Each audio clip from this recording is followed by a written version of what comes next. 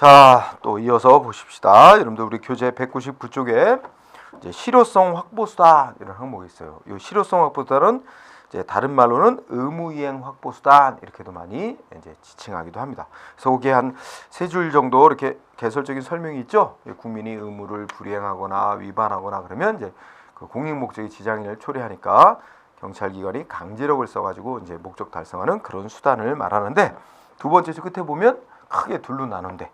경찰 강제라는 수단과 경찰 벌, 그죠? 이렇게. 그러면 우리가 그 제목을 써놓읍시다. 자, 우리가 이제 경찰 강제라는 수단이 있고, 그 다음에 경찰 벌 이렇게 부르는 수단이 있습니다. 자, 그러면 이 경찰 강제부터 이제 설명이 들어가죠. 예, 경찰 강제의 개설의 기획본 한번 읽어보세요.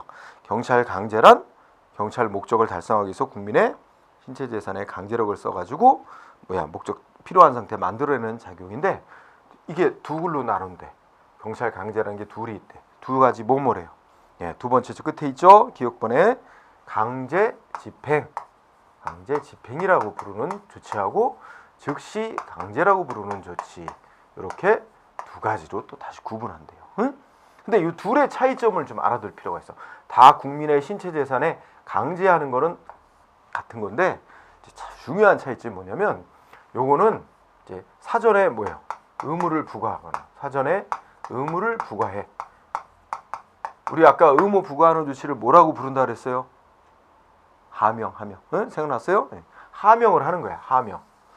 의무를 부과해 놓고 상대방한테 언제까지 이행하라 하고 기한을 줘. 근데 의무를 이행 안 한다.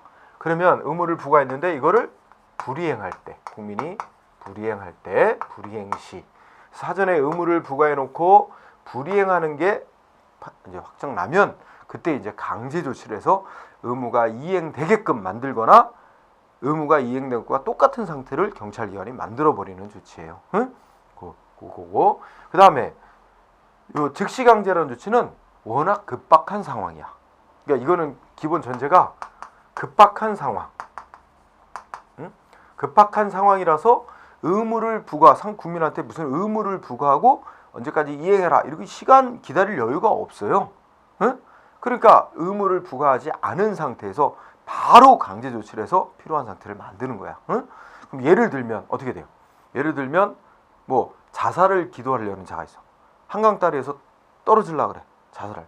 그러면 야 하지 마 한다고 이게 목적 달성되겠어? 바로 가서 떨어지려는 거 잡아야지, 몸을. 그죠? 신체를 잡아야 되겠죠? 또 누군가가 몽둥이를 들고 다른 사람을 막 내려치려 그래. 하지 마라 한들 그 순간에 그게 의무가 이행이 확보되겠어요? 그러니까 바로 급박하니까 바로 가서 제지를 해야 될 거 아니야. 그죠? 이와 같이 급박한 상황에서 어떻게 돼요? 사전에 의무를 부과하지 않고 바로 국민의 신체 재산에 강제력을 써가지고 필요한 상태 만들어내는 조치를 즉시 강제 조치라고 불러요. 응? 우리 경찰이 하는 작용 중에 상당 부분은 다 여기에, 대부분이 여기에 속해요. 그래서 이따 공부하겠지만 우리 아까 경찰 작용에 관한 기본적인 법이 경찰관 직무집행법이라고 있다 그랬죠? 그 법에서 규정해 놓은 경찰 조치들이 거의 다 여기에 속합니다. 응? 자, 그래서 이렇게 둘로 나눠진다. 그래서 개설에서 기획본 정도 보고, 그러면 그 다음에 이어지는 설명은 어떻게? 동그라미 2번. 즉 강제 집행부터 먼저 설명하고 그 다음에 즉시 강제 설명하고 이렇게 가겠죠. 그래서 강제 집행은 기획본의 의 밑줄 하나 쳐놓으세요. 의무의 불이행이 있는 경우, 요거 밑줄 하나 쳐주세요. 자, 우리 아까 썼죠. 의무의 불이행이 있다는 얘기는 그에 앞서 상대방이 이행해야 될 의무가 이미 부과돼 있다는 걸 전제로 하는 거잖아. 그렇죠? 그래서 이미 의무가 부과돼 있는데 국민이 의무를 이행하지 않을 때, 그때 이제 강제하는 수단을 말한다. 그래서 다시 한번 두 번째 줄 끝에 괄호치고, 강제 집행은 먼저 뭐가 돼 있을 걸 전제로 하는 조치다? 하명, 의무 부과가 먼저 돼 있을 걸 전제로 한다. 그런 얘기죠. 그러면 이 강제 집행이라는 조치하고 즉시 강제 경찰 벌이라는 거하고 좀 구별을 해보자. 그러면 자, 그 밑에 내려오면 구별 개념 없고 색깔 이렇게 입혀놨죠. 그 즉시 강제하고 공통점은 강제한다는 거야. 그죠? 그런데 차이점은 여기 써놨어. 강제집행은 사전에 의무를 그러니까 이건 어느 때 하는 거야? 급박하지 않을 때 하는 거야. 응? 급박하지 않을 때 사전에 국민한테 의무를 부여해 놓고 이행 여부를 기다려 보는 거죠. 이행 안 할 때 하는 거니까 강제집행은 사전에 의무 부과를 해 놓고 불이행 시 하는 조치지만 즉시 강제는 급박해서 사전 의무 부과하지 않은 채 바로 강제 조치를 한다는 점에서 그게 차이다. 그래서 그 이해되죠? 그래서 첫째 줄 끝에 뭐라고 그랬어요? 즉시 강제는 의무를 전제로 하지 않고 행해진다. 응? 네, 그거 그다음에 요거 강제집행하고 이제 벌하고 구별하는데요. 여기서 이 강제집행은 크게 보면 어디에 속하는 거야? 경찰 강제에 속하는 거지. 네, 강제가 이렇게 둘로 나눠지죠. 경찰 강제는 목적이 어디에 있냐면 장래에 필요한 상태를 만들어내는 데 있어요. 그러니까 초점이 경찰 강제는 장래 필요한 상태 실현, 필요 상태 실현 이게 목적이에요. 그래서 여기에 시점상 포인트가 되는 시점은 어떻게? 앞으로에 있는 거야. 장래. 지금 현재 의무를 이행 안 하고 있거나 그래가지고 앞으로 의무가 이행된 상태를 만들어내는 데 목적이 있는 거야. 장래에. 그런데 이 벌이라고 하는 거는 이미 저질러진 과거의 의무 위반. 그러니까 이걸 과거 의무 위반한 거에 대해서 이미 과거에 저지른 위반에 대해서 뒤늦게 제재를 가하는 거야. 응? 그래서 제재하는 거라 요거는 포인트 되는 시점이 초점이 되는 시점이 과거에 있는 거예요. 응? 그래서 요게 기본. 그래서 우리 교재로 보면 경찰 벌은 뭐야? 그러니까 강제집행은 장래를 목적으로 하는 장래 필요한 상태. 두 번째 주제 벌은 과거 위반의 의무 위반에 대한 제재가 목적인 점에서, 그지? 그래서 초점 요게 기본적인 차이가 있다. 이렇게 정리하고 다음 페이지 갑시다. 그러면 강제집행 경찰이 국민이 원래 의무를 부과할 때도 법에 근거가 있어야 돼요. 그리고 의무를 이행 안 하는 것이 확인됐다 그래서 강제 조치할래도 또 법에 또 근거가 있어야 돼. 어쨌든 여기 나오는 강제하는 거, 즉시 강제든 강제집행이든 국민한테 벌 주는 거든 다 국가가 뭐야? 국민보다 우월한 힘을 가지고 강제적으로 국민에게 권리를 제한하거나 의무를 부과하는 거죠. 의무 부과하고 또 강제로 불이익 주는 거죠. 국민한테 강제로 하는 거는 다 법률에 근거가 있어야 돼. 따라서 우리 니은번 법적 근거 간단해. 두 번째 줄에 뭐야? 반드시 법에 근거가 있어야만 할 수 있는 조치다. 그 밑줄 반드시 법적 근거가 있어야 된다. 응? 그 다음에 여기서 한 가지 더 여기서 강제집행 곁다리 이제 조금 더 얘기하면 이 강제집행이라고 파악하는 조치에 세부적으로는 4가지 조치들이 있어요. 강제집행에 속하는 조치가 그래서 앞글자 따서 외우면 대집, 직강 이러고 이제 일단 머릿속에 외우는 거야. 대집, 직강. 그래서 대집행, 집행벌, 직접강제, 강제징수라고 이렇게 부르는 조치들이 있어. 그래서 여러분 교재로 해볼까요? 대집행. 자 여기서 대자가 뭔 의미하냐면 대신한다는 뜻이야. 대신 집행한다. 그러니까 상대방이 의무를 부여받았는데 그 의무가 어떤 성격의 의무냐면 본인만이 할 수 있는 의무가 아니고 누가 본인이 안 하더라도 누가 대신해도 똑같은 결과가 생기는 그런 성격의 의무. 그런 의무를 부여받고도 이행을 안 하면 예를 들어 경찰기관이 직접 해버리거나 상대방이 해야 될 의무를 직접 이행한 상태를 만들어 놓거나 또는 제3자를 시켜서 대신 만들어 놓고 그 의무 이행 상태 만들었는데 들어간 비용은 의무자한테 부과해서 걷는 거예요. 응? 그런 조치를 대집행이라고 합니다. 그래서 우리 키워드 찾아. 대집행의 첫째 줄에 중요한 단어. 대체적 자기의무라는 단어 밑줄 쳐주세요. 대체적 자기의무. 그럼 여기서 포인트가 뭐냐면 대체적이란 단어야. 이 대체적이란 말은 대신할 수 있는 성질의 의무를 말하는 거야. 누가 대신해도 같은 결과가 생길 수 있는 의무. 어떤 게 그런 게 있을까? 가장 전형적인 게 뭐 건물 불법으로 졌으니까 철거해라. 철거 명령 내 철거 의무 부과했어. 철거 명령. 근데 그 건물 그 불법 지은 사람이 스스로 철거할 수도 있지만 안 하면 다른 자가 대신 철거해놔도 철거된 상태 똑같이 만들어낼 수 있잖아. 그래서 대체성이 있는 자기 의무, 아까 자기 의무란 말 배웠죠? 누가? 자기 의무는 적극적으로 해야 되는 의무. 하여튼 대신할 수 있으면서 적극적으로 해야 되는 의무, 그런 대체적 자기 의무라는 단어. 이런 성격의 의무가 부과됐는데 상대방이 이행을 안 하더라. 그러면 어떻게 돼요? 두째 줄 끝에, 두째 줄에 보면 우리 경찰기관 같은 행정기관이 직접 대신 처리하거나 뭐 철거업자 같은 제3자를 시켜서 대신 철거하게 만들고, 그 원래는 누가 철거했어요? 누구 돈으로? 그 불법 건물 지은 사람이 자기 비용으로 자진 철거를 해야 되는 거잖아. 근데 안 하고 있어. 안 하고 있는 상태에 내버려 두는 게 공익에 큰 지장이 있어. 그래서 어떻게 돼요? 일단 행정기관이 직접 철거를 해버리고 거기에 들어간 비용은 나중에 의무자로부터 징수하는 거죠. 그래서 셋째 줄 끝에 어떻게 돼요? 비용은 의무자로부터 징수. 이렇게 알아두고. 자, 그래서 키워드 대체적 자기 의무, 그죠? 그 다음에 두 번째 비용은 의무자로부터 징수. 자, 이렇게 대집행이라는 조치에 대해서는 행정대집행법이라는 법이 있어. 그래서 거기 2번 행정대집행법 밑줄, 여기 법에 보면 예를 들어 우리가 대표적인 지금 예로 대체성 있는 당신 불법 건물 지었으니까 언제까지 철거하시오, 자진 철거하라고 의무를 부과했죠. 그런데 상대방이 의무를 이행 안 해. 그러면 그 다음부터 대집행이란 조치를 할 수 있어요. 그런데 대집행 조치라는 게 절차가 4단계가 있어. 4단계를 거치는 거야. 하나는 뭐냐면, 여러분 줄여 말하면 계고라는 조치를 해. 이게 뭐와 같냐면, 세금 내라고 의무 부과했는데 세금 안 내면 우리가 세무서장이 독촉장 보내죠. 이 독촉하는 거야, 말하자면. 당신 왜 철거해야 될 의무 이행 안 하냐? 다시 한번 날짜를 정해준다. 언제까지 철거해라. 그때까지 철거 안 하면 법에 따라 강제 철거 들어가겠다라고 문서로 알리는 행위입니다. 그래서 계고라 그래. 그 다음에 요 앞에다 뭐 대집행 계고 이렇게 부르기도 하고, 하여튼 계고. 그 다음에 뭐야?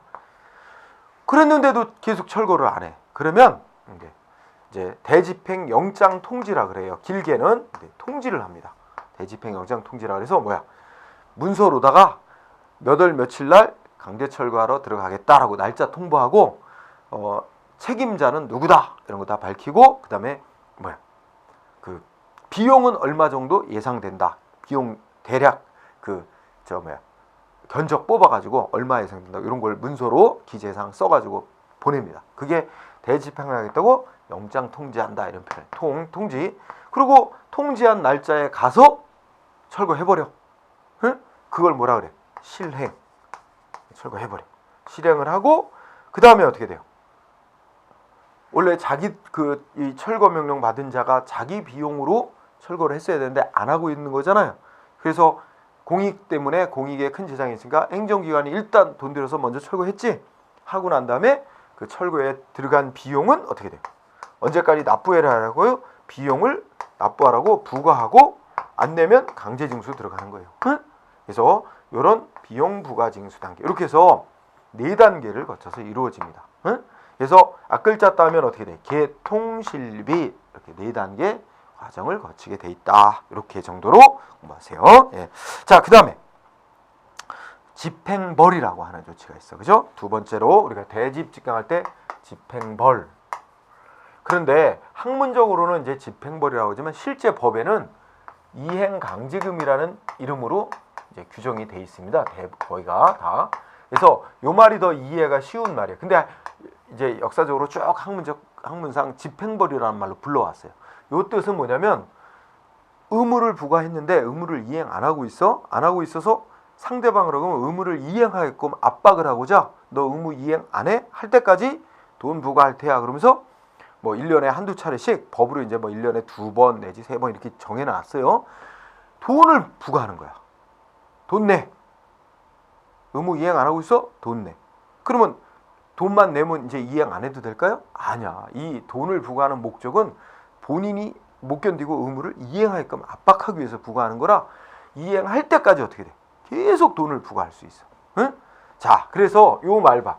의무를 이행하도록 강제하기 위해서 금전, 돈 부과하는 거예요. 그걸 이행강제금, 학문적으로는 집행벌이라고 불러왔어. 그래서 거기 1번 주로 어떤 의무를 이행 안 할 때 쓰는 거야? 첫째 줄 밑줄 쳐주세요. 주로 비대체적 자기 의무 또는 부자기 의무. 요거 밑줄 쳐주세요. 그럼 우리가 분석해봐. 비대체적 자기 의무는 어떤 거야? 비대체적이니까 누가 대신할 수 없는 성질의 의무겠지? 응? 뭐 메르스 유행한다. 그러면 예방주사 맞아라. 그럼 예방주사 맞는 의무는 누가 대신 맞아줄 수 있는 게 아니잖아. 본인만이 할 수밖에 없는 거 아니야. 그런데 의무를 이행 안 한다. 예방주사 안 맞는다. 근데 예방주사 맞으라는 건 전염병이 확산되는 걸 막기 위한 거란 말이야. 근데 공익 목적상 이 예방주사를 맞아야만 하는데 안 맞아 있어. 그러면 예방주사 맞도록 하기 위해서 스스로 의무를 이행하게끔 압박하기 위해서 돈을 부과해. 근데 계속 안 맞으면 어떻게 돼? 궁극적으로는 전염병 확산되는 걸 막기 위해서는 예방주사를 맞춰야 된단 말이야. 그러면 돈을 부과해서 압박 계속. 응? 그래서 자 밑줄 쳐서 주로 비대체적인 자기 의무 또는 부자기 의무. 이제 이거 설명 안 해도 알죠? 부자기 의무는 하지 말아야 될 의무. 그지? 이거 누가 대신 못 하는 거 아니야? 하지 말아야 될 의무. 그래서 첫째 밑줄 주로 비대체적 자기 의무 또는 부자기 의무. 이거 밑줄처럼 그거 의무 그런 의무를 부여받고도 이행을 안 할 때 어떻게 돼요? 응? 셋째 줄 어떻게 돼요? 돈을 부과하는 거야. 금전을 부과. 이 돈 부과하는 조치를 이행강제금 부과한다 그러고 집행벌이라고도 부르는 거야. 그래서 금전을 부과해서 의무자에게 압박을 주는 거야. 압박을 줘서 스스로 의무를 이행하게끔 하는 수단이야. 응? 네, 그런 거 이해되고요. 네. 그런데 이제 전통적으로 그렇게 써왔는데 마지막 줄에 보면 대체적 자기 의무에 대해서도 쓸 수 있다라는 게 또 헌재 결정이 나왔어요. 응? 그것도 밑줄 쳐주세요. 다섯째 줄에 대체적 자기 의무를 이행 안 할 때 대체적 자기 의무는 대집행하는 거 아니냐? 아, 대체적 자기 의무 이행 안 하면 대집행을 할 수도 있고 또 뭐야? 돈을 매기는 부과는 이행 강제금을 부과할 수도 있고 그러니까 선택해서 쓸 수 있도록 법이 정해놨어요. 그래서 대체적 자기 의무에 대해서도 사용할 수 있다. 그리고 2번 아까 설명했어요. 이행 강제금은 벌금 이런 거하고는 다른 거예요. 벌금은 뭐뭐 위반해서 죄를 졌다고 그거에 대해서 제재로서 벌금 얼마 내라고 선고되면 벌금만 내면 끝나는 거야. 한 번으로. 그렇죠? 근데 이거는 뭐야? 돈을 부과하는 목적이 어디에 있어? 스스로 이행하게끔 압박하기 위한 거라 의무 이행할 때까지 계속 부과할 수. 이건 진짜 벌이 아니야. 응? 자, 거기서 의무 이행 상태가 계속 그러니까 의무 이행할 때까지 반복 부과할 수 있다. 반복 부과할 수 있다는 거 밑줄 쳐주세요. 이게 진짜 벌하고는 다른 거예요. 자, 그 다음에 세 번째로는 직접 강제라는 조치가 있어요. 직접 강제는 누구 대신 안 시키고 행정기관이 직접 해버려. 상대방이 의무를 이행 안 할 때. 이거는 어떤 종류의 의무든지 이행 안 하면 쓸 수는 있는데 최후의 방법으로 쓰도록 돼 있는 거예요. 예를 들면 예방주사 맞아라 했는데 예방주사 안 맞잖아. 그러면 너 예방주사 맞을 때까지 돈 부과한다 해서 두 번째에서 뭐 이행 강제금 뭐 이런 거 부과할 수도 있어. 근데 궁극적으로는 전염병 확산을 막기 위해서는 예방주사를 다 맞아야 되는데 그 마지막 단계에서는 그래도 계속 안 맞으면 신체를 잡아서 직접 주사를 찔러 넣는 길밖에 없는 거야. 응? 또 어떤 업소가 허가가 취소돼서 이제 영업 못 하는데 계속 불법적으로 무허가로 영업을 계속해. 그럼 방법 뭐야? 응? 가서 업소를 폐쇄시켜요. 다 잠가버리고 봉쇄한단 말이야. 이런 조치들. 그래서 자, 직접 강제라는 건 의무 불이행이 있는 경우에 최후의 수단으로 쓰는 건데 여기선 예를 잘 보세요. 예. 자, 어때요? 셋째 줄에 불법 집회 시위하는 자 강제 해산시키는 조치. 응? 해산 명령 내렸는데 불응해. 그러면 신체를 잡아서 어떻게 돼요? 뭐 경찰 버스에 태워. 이건 해산만 목적이야. 그럼 경찰 버스에 태워갖고 동서남북에 갖다가 막 흩어 내려버려. 응? 이런 조치. 강제 해산 조치, 불법 체류자 강제 출국 조치, 영업소 강제 폐쇄시키는 조치 이런 것들이 직접 강제 조치의 예입니다. 그래서 이 직접 강제 조치는 예를 공부해 두세요. 응? 네. 그 다음에 마지막으로 강제 집행이라는 거에 세부적인 네 번째 수단은 뭐야? 강제 징수가 있죠? 강제 징수. 요거는 무슨 의무를 이행 안 할 때 쓰는 거야? 돈 내야 될 의무를 이행 안 할 때 쓰는 거야. 그래서 거기에 밑줄 쳐주세요. 금전급부 의무. 응? 돈 내야 돼. 대표적인 게 세금 같은 거겠지만 뭐 수수료 뭐 이런 거. 그래서 금전급부 뭐 돈 내야 될 의무를 부여받고도 이행을 안 할 때 이때 뭐야? 강제로 징수하는 조치야. 응? 그래서 2번으로가 요런 거 이제 허용하고 있는 일반적인 근거가 되는 법이 국세징수법이 있어. 응? 그래서 국세징수법 밑줄 치고 여기 보면 우리 아까처럼 절차가 정해져 있는데 어떻게 할까요? 이렇게 돼. 먼저 세금 같은 걸 내보자. 세금 같은 걸 보면 세금을 부과했어. 그럼 상대방 정해진 기한까지 세금 내야 될 의무가 있는데 안 내? 그러면 이제 강제징수라는 조치가 행해질 수 있어요. 근데 강제징수 조치도 단계가 있어. 4단계가 있는데 세부적으로 첫 단계가 뭐야? 독촉장을 보내. 응? 너 왜 세금 안 내냐? 의무 이행 안 하냐? 언제까지 다시 납부 기한을 준다. 그때까지 납부 안 하면 법에 따라 강제징수 들어가겠다라고 통보합니다. 물론 독촉장 보내면서 연체이자 물려 연체료도 부과. 그런데도 이행을 안 한다. 그러면 뭐 할까요? 그 사람 뭐 땅이나 집이나 자동차나 값 나가는 거 재산 압류해요. 응? 재산 압류. 압류하고 그다음에 어떻게 돼요? 압류해 놓고 경매로 팔아. 응? 근데 공공기관이 경매로 파는데 그걸 매각이라고 해요. 매각. 팔아. 팔면 이제 현금으로 바뀌죠. 현금으로 바뀐 것 중에서 세금 거둘 거 거기서 징수해 버리는 거야. 떼고 남는 거 있으면 돌려주고. 응? 그래서 그 현금으로 바뀐 거 갖고 거둘 거 걷고 남는 거 돌려주고 이런 과정을 청산이라고 불러. 응? 이런 4개의 절차를 거치게 돼 있어요. 근데 세부적으로 따지면 4개고 여기를 또 우리가 부르는 말이 있어. 압류, 매각, 청산 여기까지 3개의 과정을 우리가 법률 용어로 체납처분이라는 말로 이렇게 부르고 있어요.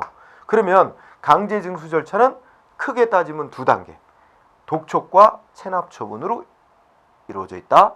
세부적으로 쪼개 말하면 독촉, 압류, 매각, 청산은 도가 이렇게 해서 4개 절차로 이루어져 있다. 이런 정도로만 체크를 해도 돼요. 자, 그래서 여기 지금 요 강제 집행 부분과 관련해서는 조금은 공부를 해둬야 될 필요성이 있는 영역입니다. 자, 그 다음에는 200쪽 아래쪽에 뭐 있어요? 즉시 강제. 맞죠? 아까 경찰 강제라고 부르는 조치에 즉시 강제가 있다. 아까 그러면 거기에 자 읽어보면 어떻게 돼요? 첫째 줄 끝에 뭐가 있어요? 워낙 급박한 상황이라 미리 의무를 명할 시간적 여유가 없는 경우에. 그러니까 사전에 의무부가 없이 바로 뭔가 급박한 상황에서 필요한 상태를 만들어내야 되니까 의무부가 없이 바로 국민의 신체 재산에 강제적인 조치를 하는 걸 말합니다. 그래서 미리 의무를 명하지 않고 이 단어만 뭐 이해해 두면 되죠. 자, 이것도 반드시 뭐가 있어야 돼? 국민한테 강제하는 건 반드시 법적 근거가 있어야 된다 그랬죠? 그래서 201쪽에 니은번 법적 근거 쭉 읽어나고 두 번째 줄 밑줄 쳐세요. 반드시 명시적인 법적 근거를 필요로 한다. 그래서 특히 이 경찰이 즉시 강제 조치하는 거에 관한 기본적인 법이 무슨 법이야? 세 번째 줄 일반법으로서 경찰관 직무집행법이 있다. 그렇게. 근데 2개 반드시 법적 근거가 있어야 되며 대표적인 법으로 경찰관 직무집행법이 있다. 이런 정도로 보고 그 다음에 그 밑에 디귿번은 즉시 강제라는 수단이라 그래서 즉시 강제 조치는 사람의 신체에 대해서 하는 게 있고 그러면 대인적 즉시 강제 뭐 물건이나 시설에 대해서 하는 게 있고 이런 게 대물적 즉시 강제 또 그 가택이나 영업소 이런 데에 대해서 하는 건 대가택적 즉시 강제 이렇게 될 수 있어요. 그래서 뭐 가볍게 읽어두면 될 것 같아요. 왜냐면 여기에 관련된 얘기는 주로 이따가 경찰관 직무집행법이라고 거기를 공부할 때 주로 이제 그 이해하는데 기본 바탕이 되는 거라 가볍게 좀 읽어두세요. 그 다음에 리을번은 조금 중시하세요. 리을번은 즉시강제의 조리상의 한계, 즉 법에 근거가 있고 법이 정한 대로 해야 되지만 그 외에도 조리가 불문의 법아냐, 이 조리라는 불문의 법이 법적인 어떤 원칙을 지켜가면서 해야 돼. 그 원칙을 위반하면 역시 위법으로 결론 나. 자, 리을번 즉시강제의 조리상 한계 거기 4가지 있어.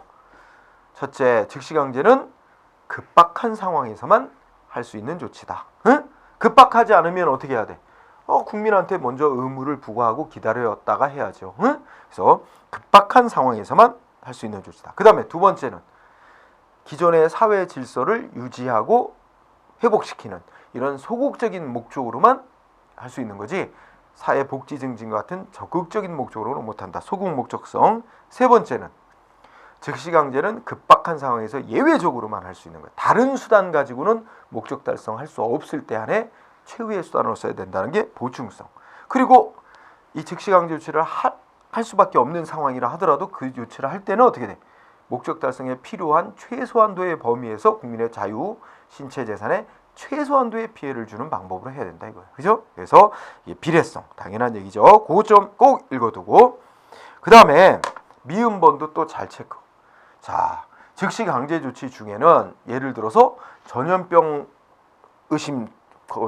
환자다, 전염병 의심 환자다 해가지고 강제로 데려다가 국립병원에 격리해놓고 수용해서 치료하는 경우 있어요. 얼마 전에도 뭐 메르스 사태, 메르스 환자로 확진되면 강제로 데려다가 국립병원에 가둬놓고 치료하고 그러잖아요. 이런 경우 사람의 신체를 어떻게 돼? 강제로 일정한 장소에 가둬놓는 거잖아. 이런 거와 관련하면 여러분 우리나라 헌법에 국민의 기본권의 하나로 신체의 자유권이라는 권리를 이제 보장하면서 뭐라고 해놨어요? 사람의 신체를 체포하고 구속하고 할 때는 뭐가 있어야 돼? 검사가 신청해서 판사, 법관이 발부한 영장을 받아갖고 해야 하게 돼 있어요. 원칙이. 그래서 국민의 신체의 자유를 보장하기 위해서 영장이 있어야 돼. 또 다른 사람의 집이나 영업소 이런 데를 강제로 들어가서 압수수색 이런 거 하려면 어떻게 돼? 판사로부터 영장 받아서 하게 돼 있어요. 바로 이런 헌법 이 규정에 따라 이 행정 목적으로 즉시강제 조치를 할 때도 이게 법관이 발부한 영장이 있어야 되느냐가 논란입니다. 그래서 그 학설상 대립 소개했죠. 여기에는 영장 없이도 할 수 있는 것으로 봐야 된다는 영장 불필요설. 왜냐하면 이건 워낙 급박한 상황에서 하는데 언제 판사한테 영장 받아서 하냐. 그러면 이 중요한 시점 다 놓치게 된다. 더 확산되고 걷잡을 수 없이 되지 않느냐. 그러니까 이건 시간적으로 급박한 상황이니까 영장 없이 할 수 있는 것으로 봐야 된다. 아니다. 국민의 인권 보장을 위해서는 법관이 발부한 영장이 있어야 되는 것으로 봐야 된다. 뭐 이런 식의 논란 대립이 있어요. 그러면 결론은 뭐야? 이런 견해 대립이 있으나 이제 절충설이라는 견해 있죠. 다음 페이지. 그 절충설이 우리의 통설이고 대법원 판례의 태도예요. 그래서 뭐라고 써 있어요? 이 절충설을 우리의 통설 판례라고 생각하고 절충설에 의하면 어떻게 돼? 국민의 인권 보장 목적 위에서 원칙은 법관의 영장을 받아서 해야 되는 걸 원칙으로 하는 것으로 봐야 한다.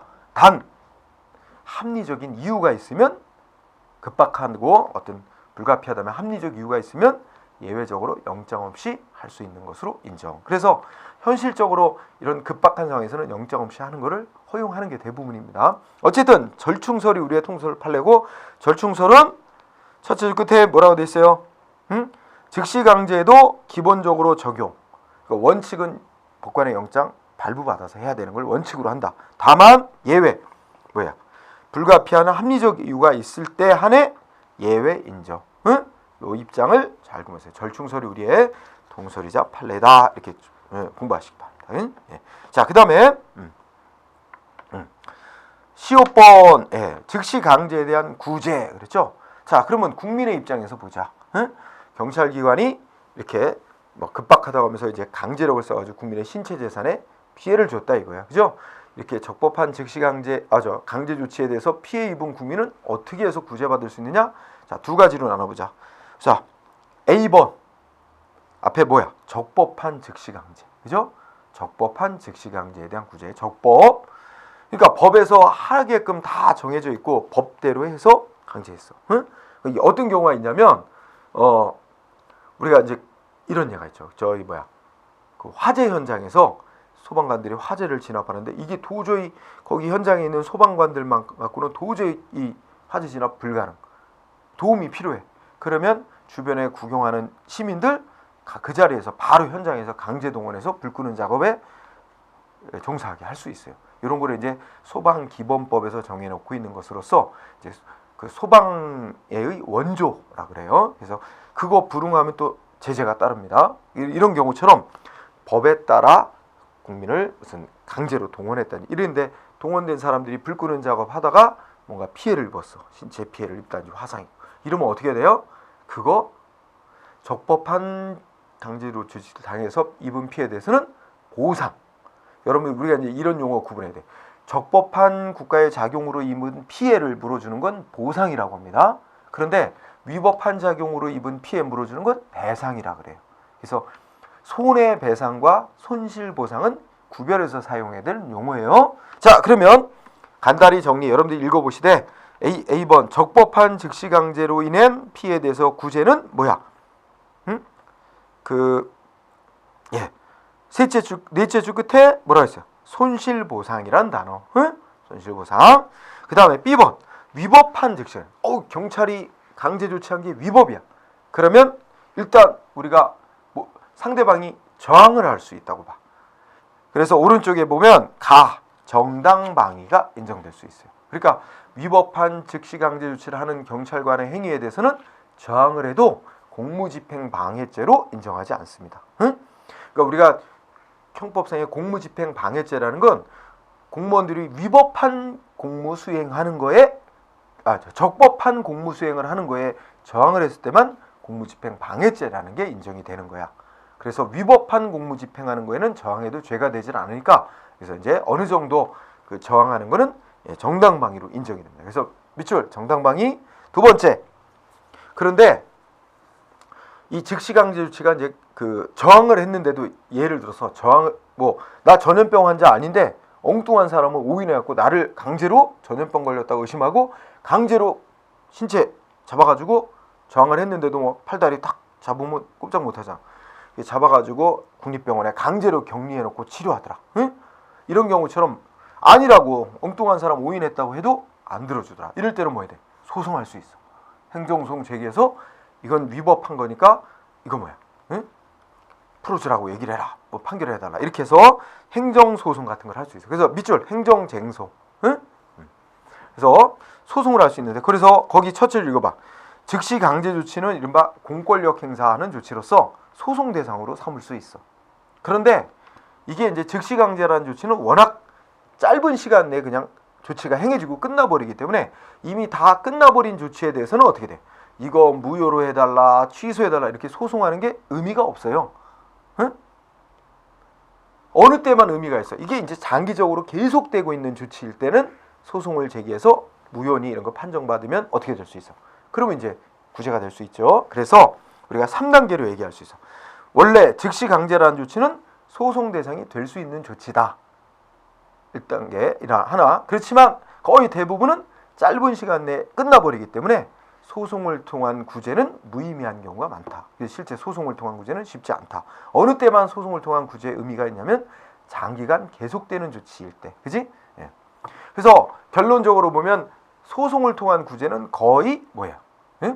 그 의미가 없는 경우가 많습니다. 실익이 없는 경우가.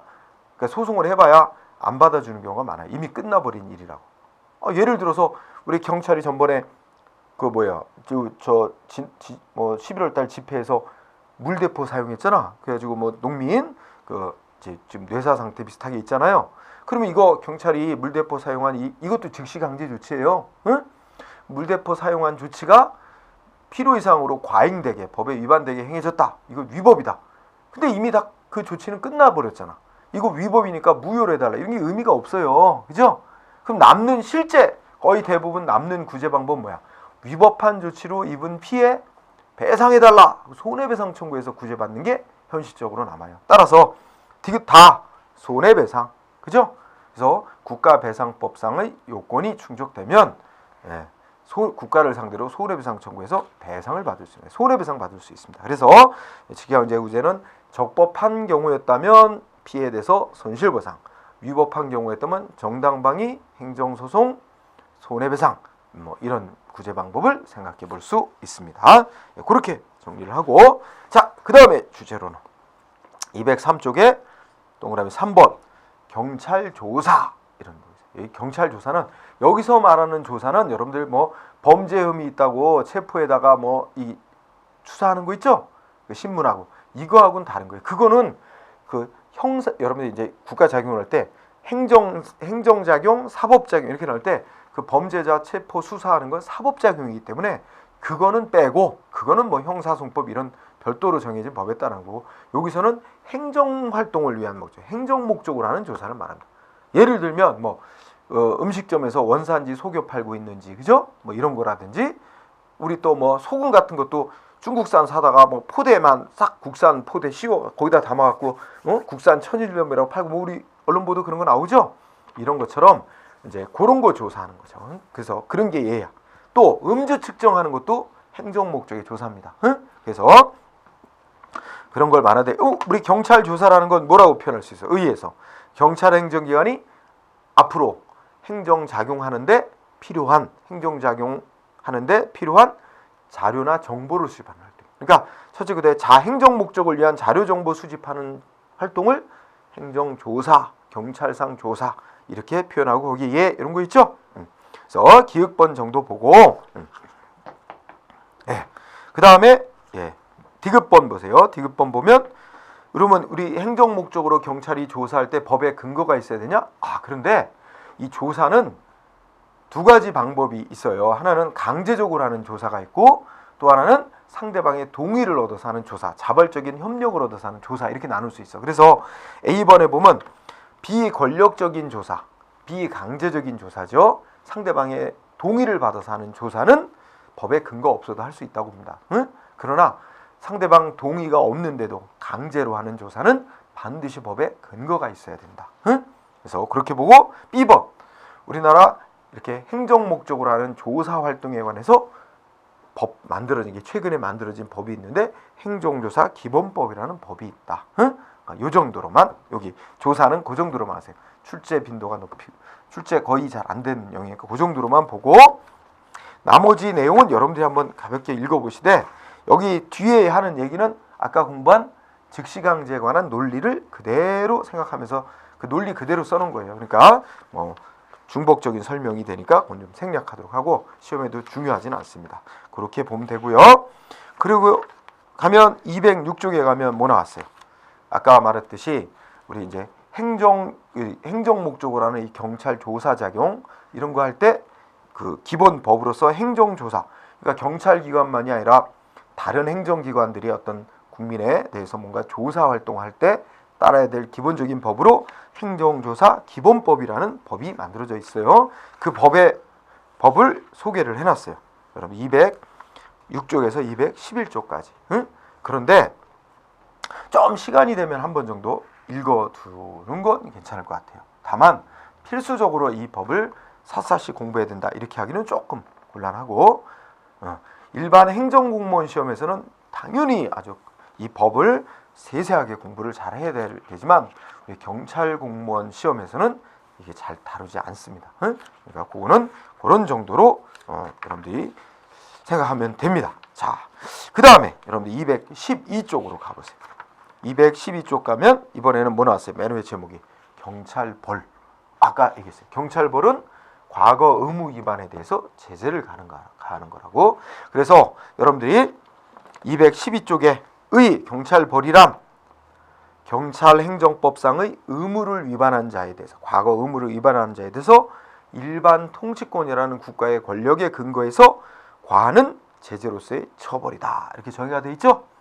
자, 그러면 여기 중요 단어 두 가지만 밑줄치세요. 뭐야? 의무 위반. 시점은 과거야. 과거에 저지른 의무 위반에 대해서 의무 위반. 그 다음에 벌주는 국가의 권력이 일반 통치권이에요. 일반 통치권 밑줄. 여기서 일반 통치권이란 건 모든 사람에게 행사하는 국가의 권력을 말합니다. 모든 사람에게 행사하는 국가의 공권력. 그래서 또 한번 읽어볼까요? 이 경찰벌은 과거 위반의 의무 위반에 대한 제재를 가하는 것이 1차적이고 직접적인 목적이야. 그래서 아까 장래 의무 이행 상태 내지 필요한 상태를 만들어내기 위해서 하는 조치를 경찰 강제라고 하는 거하고 좀 차이가 나는 거죠. 하지만 법에다가 이런 의무 위반하면 어떤 벌 준다 규정해 놓으면 국민들이 압박을 받아서 어떻게 의무를 잘 이행하려고 노력하겠죠. 그러니까 부수적으로 간접적으로는 의무를 이행하게끔 압박하는 목적, 의무 이행 확보의 목적도 있다. 이렇게 볼 수 있어요. 자, 가볍게 읽어요. 중요한 단어는 뭐였어요? 의무 위반에 대해서 일반 통치권을 근거로. 그러면 그 밑에 뭐 구별해야 될 개념으로 세 가지 이렇게 표로 그리는데 하나만 잘 체크하자. 거기에 징계벌이라는 거하고 구별하는 거예요. 징계벌. 여러분들 징계라는 거는 조직 구성원이 조직 내부에서 요구되는 의무를 위반했을 때 주는 벌이 징계벌이에요. 이거는 모든 국민들에게 주는 벌이 아니고 그 의무도 모든 국민들에게 부여되는 의무가 아니고 조직 구성원에게만 부여되는 의무야. 응? 그래서 자 징계벌은 여러분 어떻게 돼? 첫째 끝에 보면 첫째 읽어보면 특별 권력 이거 밑줄에 특별 권력에 기초한다. 특별 권력이라는 게 모든 국민들에게 행사하는 국가의 권력이 아니라 국민들 중에 특정한 사람들에게만 행사하는 국가의 권력을 특별 권력이라 그래. 응? 그러면 예를 들어 공무원, 군인, 국공립학교 학생 등, 그죠? 또는 교도소 수용자 등 일부 특정한 사람들에게만 행사되는 국가의 권력, 이런 특별 권력을 근거로 해서 그 조직 첫째 그대 조직 내부의 질서문란자, 조직 내부의 의무 위반자에게 과하는 벌, 이게 징계벌이야. 이거는 일반 경찰벌, 일반 이 행정벌하고 벌 주는 권력, 벌 주는 목적, 대상자 등이 다 다르기 때문에 결론이 어떻게 돼요? 자, 셋째 줄 밑줄 쳐주세요. 두 가지 벌을 같이 주는 걸 뭐라 그래? 병과라 그래. 양자를 동일한 의무 위반 행위에 대해서 두 가지 벌을 같이 주더라도 이중처벌로 안 봐. 이중처벌로 안 본다는 말을 일사부재리 원칙 위반이 아니라고 한다. 그 말을 밑주세요. 그러니까 예를 들면 어떤 게 있어? 여러분들 도로교통법에서 음주운전 금지해놨죠? 그리고 음주운전하다 적발되면 행정상으로는 면허 취소 정지하고 그거와 별개로 재판에서 벌금 또는 징역형을 부과하게 돼 있습니다. 응? 그러니까 그때 벌금이나 징역 이런 거 벌 주는 게 이게 이제 경찰 벌이야. 그런데 도로교통법에 음주운전해서는 안 된다. 이 의무 규정해놓고 의무 위반한 자 벌 준다. 이거는 모든 국민들에게 다 적용하는 거죠. 그렇죠? 그런데 경찰 공무원이 음주운전으로 걸렸어. 그러면 어떻게 돼요? 경찰 공무원 또한 일반 국민의 한 사람 아니야. 그러니까 공무원이든 일반 시민이든 똑같이 도로교통법에 음주운전 위반했다고 어떻게 돼? 금지 위반했다고 벌금, 징역형 이런 거 받게 됩니다. 응? 그거는 일반 경찰벌, 경찰 행정벌이에요. 그거하고는 별개로 경찰 공무원이 음주운전하면 그 근무 부서로 통보가요. 그러면 어떻게 돼? 공무원으로서 지켜야 될 또 그 품위 의무 위반, 성실 의무, 공무원으로서의 의무 위반했다고 또 무슨 벌 줘? 징계를 준다면 징계벌을 준단 말이에요. 응? 그래서 동일한 위반에서 이 징계벌 나오는 거하고 경찰 행정벌 나오는 거하고 별개야. 그러니까 두 가지 벌을 같이 줘도 아무 문제 없는 거로 보는 거예요. 자, 그래서 이 징계벌 얘기만 간단히 공부하세요. 그 다음에 그 밑에 종류. 경찰벌, 경찰 행정벌에는 벌의 내용에 따라서 여기다가 이제 좀 더 연결해 볼까요? 아까 쓴 거에 자 과거 위반에 대해서 주는 벌에는 벌의 내용이 뭐냐에 따라서 벌의 내용에 따라서 이런 말을 붙여요. 경찰 형벌, 경찰 질서벌 이렇게 부른단 말이에요. 질서벌. 그러면 형벌이라는 게 뭐냐면 우리나라 형법에서 정해놓고 있는 벌의 종류를 형벌이라 그래. 우리나라 형법에서는 사형부터 징역, 벌금, 과료, 몰수, 자격정지, 자격상실 등 9종류 벌이 있어요.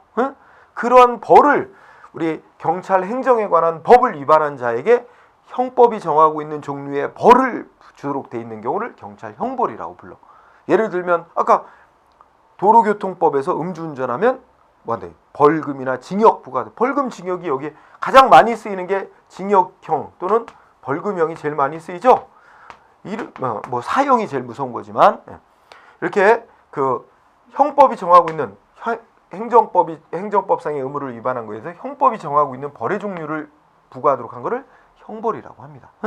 아까 도로교통법상의 음주운전 금지 위반하면 징역, 벌금형 주는 거, 또 술집에서 청소년에게 술 팔다 적발되면 영업정지, 허가 취소 이런 것도 나오지만 그거하고 별개로 징역, 벌금 이런 것도 정해져 있어요. 청소년에게 담배 팔다 걸리면 또 징역, 벌금 이런 게 바로 여기에 속하는 거예요. 경찰 형벌. 이 형벌은 법원이 재판을 해서 선고합니다. 재판에 넘겨가지고 법원이 이제 부과하죠. 그리고 이 형벌을 부과받으면 전과자 되는 거예요. 전과기로. 그런데 여기 질서벌이라고 하는 게 또 있어요. 질서벌은 비교적 경미한 위반 행위. 누구나 일상생활하면서 쉽게 좀 저지르는 가벼운 위반 행위들 있죠. 그런 거에 대해서 과태료라고 하는 명칭의 벌을 주는 거예요. 과태료. 이 과태료라는 딱 한 종류인데 과태료라는 명칭의 벌을 주는 걸 질서벌이라고 부릅니다. 요거는 형벌이 아니게요. 그러니까 이건 전과 기록 남고 이런 거하고는 상관없는 거예요. 다만 돈으로다가 이제 불이익을 주는 거야. 돈 얼마 납부해라. 돈만 내면 그냥 끝나는 거야. 재판 갈 일, 원칙적으로 재판 갈 일 없어요. 행정기관이 돈 얼마 내라. 가지고 내면 그냥 그걸로 모든 게 끝이야. 재판 갈 일도 없고. 다만 행정기관이 과태료 부과 조치를 했는데 나 승복 못한다. 그래 가면 행정기관에다가 나 못 내. 이거 내 승복 못해 하고 이의 신청을 하면 행정기관이 법원으로 넘겨서 재판을 통해서 이제 결정을 하게끔은 돼 있으나 원칙적으로 행정기관이 얼마 부과합니다. 이거 대표적으로 우리 일상생활에 가장 흔한 예가 뭐예요? 주차 금지 구역에 불법 주차하면 뭐예요? 과태료 얼마 이게 부과되죠? 네. 과태료는 엄밀히 말하면 벌금하고는 다른 거예요. 이 형벌이 아니에요. 전과 기록 남는 거 아니에요. 근데 일반 시민들은 뭐 하여튼 뭐 과태료 부과되거나 벌금 받았다 이렇게 막 표현하지만 법적으로는 다른 거예요. 응? 자, 네, 뭐 상세히 할 필요는 없고 그렇게 경찰벌은 경찰 형벌, 경찰 질서벌, 우리 뭐 행정형벌, 행정질서벌 이렇게도 말하지만 그렇게 나눌 수 있다. 뭐 그런 정도로 공부해 두기 바랍니다.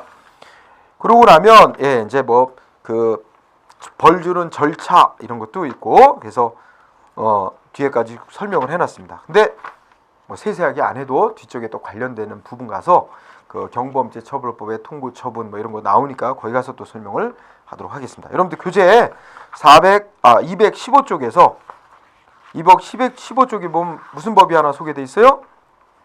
질서 위반행위 규제법이라는 법이 하나 소개돼 있죠.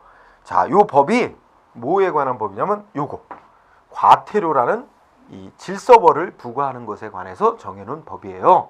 우리 경찰기관도 과태료라는 걸 부과하는 경우들이 꽤 있어요. 그래서 요거 부과하는 것에 관한 법입니다.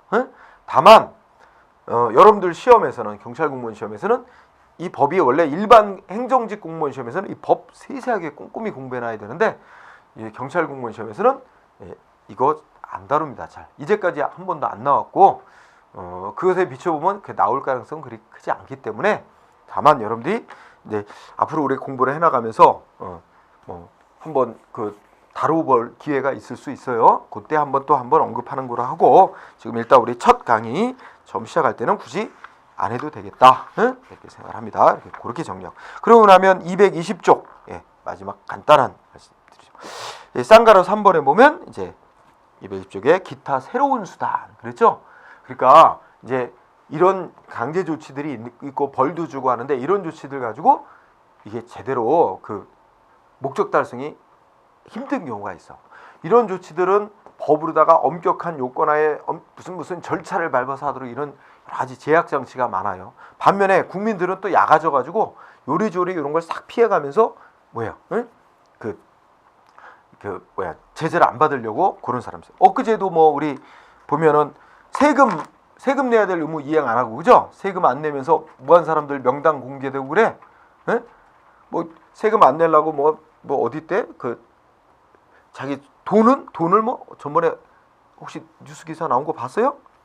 거기 보면 뭐 그 전원주택 짓고 살면서 뭐 그 솥단지 그 마당에 있는 무슨 가마솥단지 안에 뭐 현금 뭐 몇 억을 갖다 숨겨놨다 그러죠? 그런 일도 생기고 뭐 하여튼 이 피하기 위해서 이런 벌 같은 거 안 받고 강제징수 이런 거 안 당하기 위해서 가진 머리를 쓴단 말이야 국민들도. 그러면 우리 국가 측에서도 국민들이 자꾸 이렇게 머리를 쓰면서 이렇게 피해가고 하는 거 이런 걸 이제 적발하고 통제하기 위해서 자꾸 새로운 수단들을 만들어내. 그래서 그런 것들입니다. 자, 우리 예를 들어 하나 볼까요? 여러분들 이런 거 한번 해보자. 어떤 사람이 불량식품 만들었고 뭐 사람 먹으면 해로운 거 이런 거를 만들어서 판매했어. 그러면 이런 거 적발했어. 어떻게 할까요? 기존의 조치로 보면 어떻게 될까요? 뭐 무허가 업소일 수도 있고 허가받은 업소가 그랬다 그러면 허가 취소시키고 그 업자 어떻게 돼? 벌 주겠죠? 뭐 징역이나 벌금형 뭐 이렇게. 근데 이 사람 판매해서 얼마 벌었냐? 50억 벌었대. 가정입니다. 50억 벌었대. 그런데 이 사람 이 기존의 조치로 하면 어떻게 했어요? 만약에 재판에 넘겨서 징역형 그러면 예를 들어서 5년 징역. 그러면 어떻게 될까요? 이 사람은 어떻게 돼요? 5년 징역 살고 나와서 벌은 돈 50억 갖고 떵떵거리고 살면 살 수 있도록 내버려 두면 여러분 어떻게 해요? 여러분 5년 옥살이 하는 한이 있어도 50억 생긴다면 이거 하겠어요? 응? 하려는 사람 많아. 그죠? 또는 뭐 재판하고 벌금 하면 벌금 10억 벌금 내라. 원래 법에서도 벌금 최고 얼마까지 이렇게 다 정해져 있단 말이야. 그러면 그 법이 정한 한도에서 벌금을 부과해야 돼. 법원도. 그럼 예를 들어 최고 10억이다. 그러면 10억 부과했어.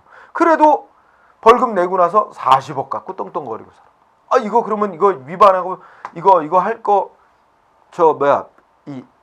그런 생각 안 들게 하는 거로는 약하죠.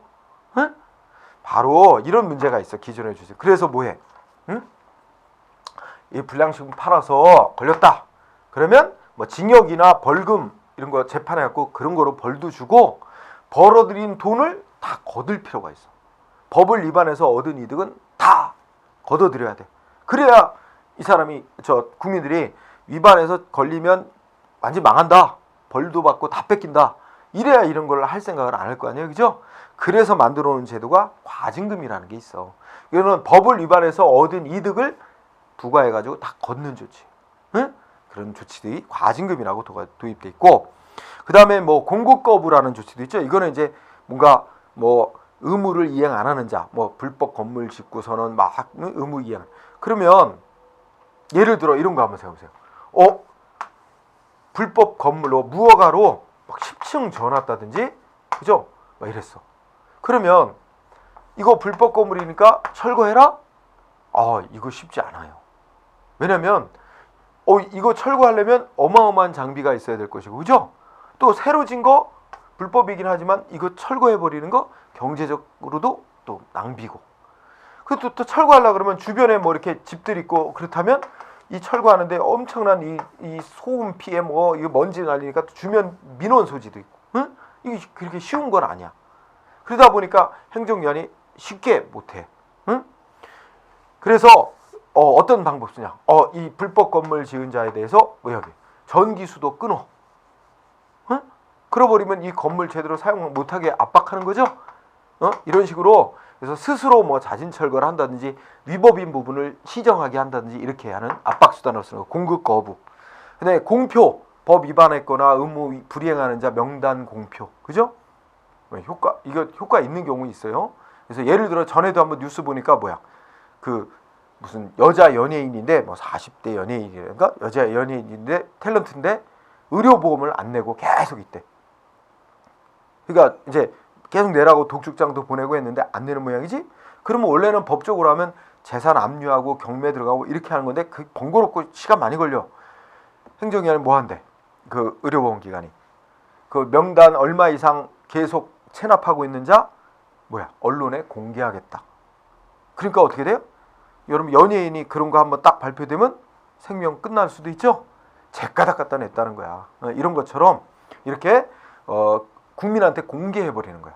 의무를 위반하거나 불이행하는 자들 명단을 공개하면 그 명예나 신용 이런 게 이제 침해가 될 게 이제 압박을 하는 거죠. 그래서 스스로 이행할끔 유도하거나 또 세금 고액 안 내고 있는 사람들 가만히 살펴보면 해외여행 자주 다니더라.